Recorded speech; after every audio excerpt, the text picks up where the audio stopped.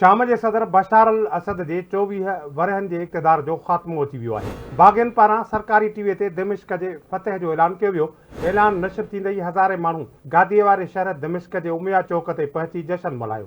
परॾेही ख़बरू इदारे राइटर जे मूजिबि शामी फ़ौज जी कमान ऑफिसर खे ॿुधायो आहे त बाग़ियुनि जे हमले बाद सदर बशार अल असद जी हुकूमत ख़तम थी वई आहे। शामी बाग़ियुनि जो चवणु आहे त दिमिश्क हाणे असद खां आज़ाद थी वियो आहे। फ़ौज जे ॿिनि सीनियर ऑफिसरनि परॾेही ख़बरू इदारे खे ॿुधायो त बशार अल असद आचर जे ॾियारे दिमिश्क खां अणॼातल हंधि ॾांहुं रवानो थी वियो हो, छाकाणि त बाग़ियुनि दावा कई हुई त हू दारुल हुकूमत में दाख़िल थी विया आहिनि ऐं फ़ौज जे मुक़ररीअ जो को बि इशारो न मिलियो आहे। बाग़ियुनि जो वधीक चवणो त असां शामी अवाम सां गॾु पंहिंजे क़ैदियुनि जी आज़ादी ऐं उन्हनि जा ज़ंजीर टुटण जो जश्न मल्हायूं था ऐं सदनिया जेल में नाइंसाफ़ीअ जे दौर जे ख़ात्मे जो ऐलान करियूं था।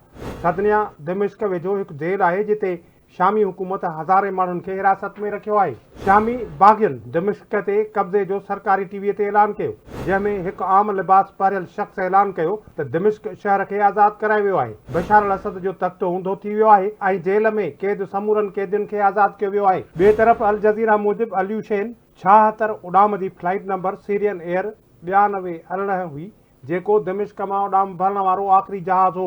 पहिरियां हिन जहाज़ ओभर जे तरफ़ उॾाम कई ऐं बाद में उतर तरफ़ मुड़ी वियो ऐं थोरी देरि बाद संदसि सिंगल गाइब थी वियो।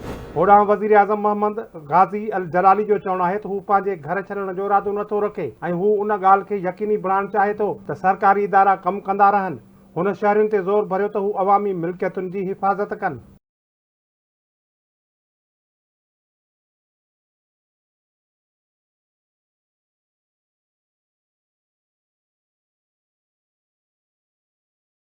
पंज ॾहाकनि खां वधीक अरसे ताईं शाम ते हुकुमरानी कंदड़ अल असद ख़ानदान जे इक़्तिदार जो सिज लही वियो आहे। शाम में बाग़ियुनि पारां मुख़्तलिफ़ शहरनि ते कब्ज़ो करण बाद 8 डिसंबर ते गादी वारे शहर दिमिश्क ते बि कब्ज़ो करे वरितो, जॾहिं त बशार अल असद मुल्क मां फ़रार थी वियो आहे। 1970-71 में हाफ़िज़ अल असद बग़ावती अॻुवाणी कई ऐं मुल्क जो सदर बणियो। उन खां अॻु हाफ़िज़ अल असद शाम जे हुकूमत में बचाव वारो वज़ीर हो ऐं हुन तहरीक जी अॻुवाणी कंदे 16 नवंबर 1970 में फ़ौजी बग़ावत कई। हाफ़िज़ अल असद 1971 में बास पार्टी जे उम्मीदवार तौर शाम जो सदर चूंडिजी वियो। संदसि मुक़ाबले में को बि उम्मीदवार न हो। 1973 में शाम ऐं मिस्र इसराइल ते ओचितो हमलो कयो, जीअं 1967 में 6 ॾींहं हलंदड़ जंग में इसराइल जे कब्ज़े हेठि ज़मीन ॿीहर हासिल करे सघिजे, पर हुन जंग में ॿिन्ही मुल्कनि खे शिकस्त मिली ऐं गोलान जूं पहाड़ियूं इसराइल खे ॾियण ते मजबूर थिया।